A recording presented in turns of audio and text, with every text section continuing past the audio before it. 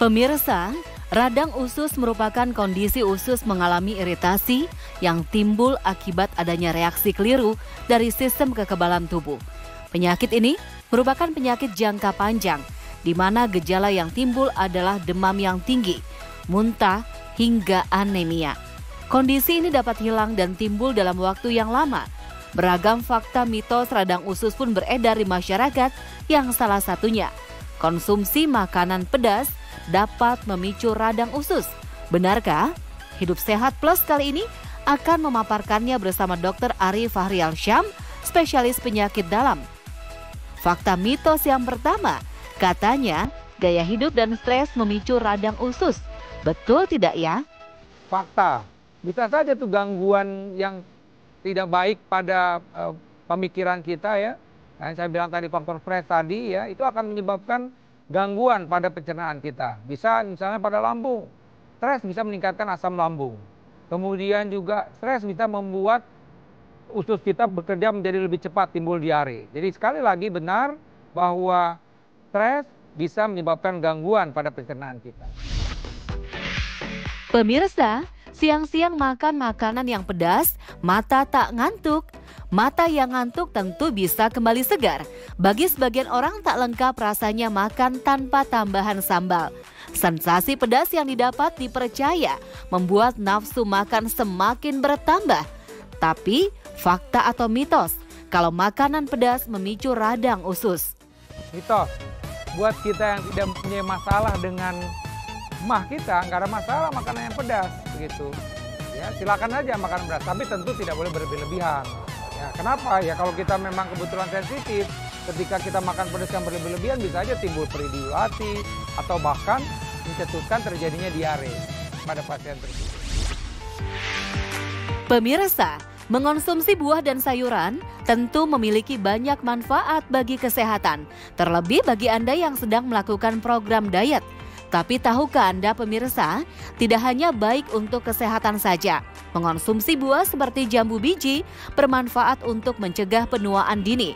Dikarenakan buah ini mengandung vitamin A, C, dan potasium yang berfungsi sebagai antioksidan.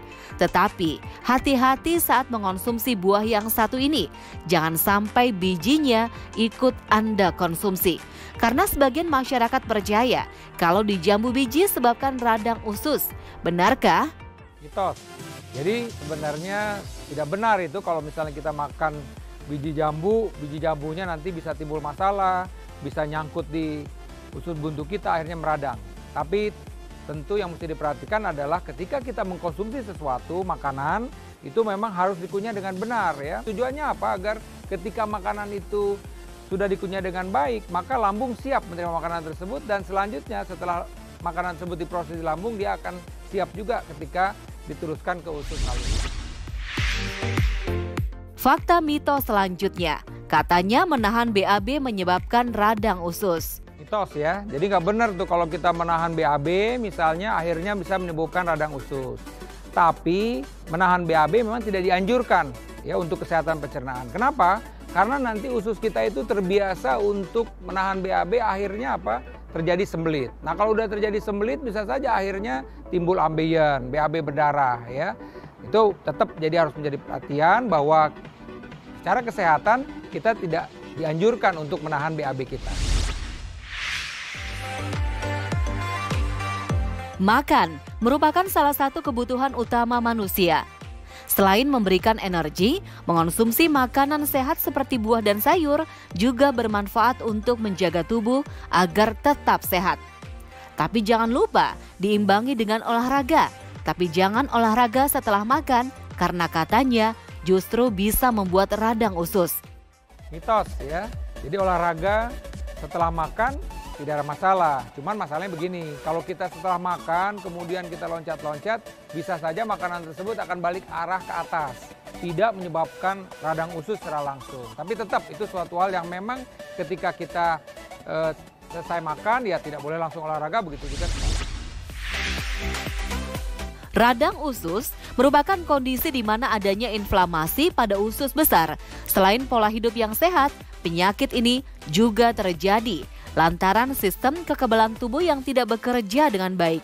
Tapi benar nggak ya kalau katanya perut perih merupakan gejala dari radang usus? Fakta, jadi pasien-pasien yang mengalami perih, ya itu bisa di lambung, bisa di sekitar pusar, bisa di perut kanan, bawah, itu merupakan gejala. Jangan-jangan memang ada radang usus. Kemudian kadang-kadang kalau dia ini karena problem di saluran cerna bawah mungkin juga disertai dengan diare misalnya. Kalau ini karena problem di saluran cerna atas mungkin dia mual atau muntah gitu. Jadi sekali lagi perih bisa merupakan gejala dari radang usus. Pemirsa, sekarang Anda sudah tahu kan apa fakta mitos yang beredar di masyarakat tentang radang usus? Supaya kita bisa terhindar dari penyakit yang satu ini, yuk kita simak tips dari Dr. Ari, spesialis penyakit dalam berikut ini. Radang usus adalah suatu kelainan dalam bentuk peradangan di usus kita, bisa karena faktor infeksi. Faktor infeksi biasanya berhubungan dengan makanan dan minuman kita. Biasanya makanan minuman yang tercemar. Jadi oleh karena itu kita mesti perhatikan makanan minum kita, karena kalau kebetulan sudah terkontaminasi, dia bisa menyebabkan peradangan pada usus kita. Radang usus bisa dicegah. Saya sebutkan tadi bahwa salah satu penyebab radang usus adalah karena infeksi. Bagaimana kita mencegah infeksi? Makan yang teratur, istirahat yang cukup, kemudian juga kita harus memilih jenis dari makanan yang kita konsumsi. Ya, jangan sampai makanan yang kita konsumsi tersebut sudah terkontaminasi atau sudah kadaluarsa. Selain itu juga hindari makanan-makanan yang terlalu merangsang, yang terlalu asam, terlalu pedas.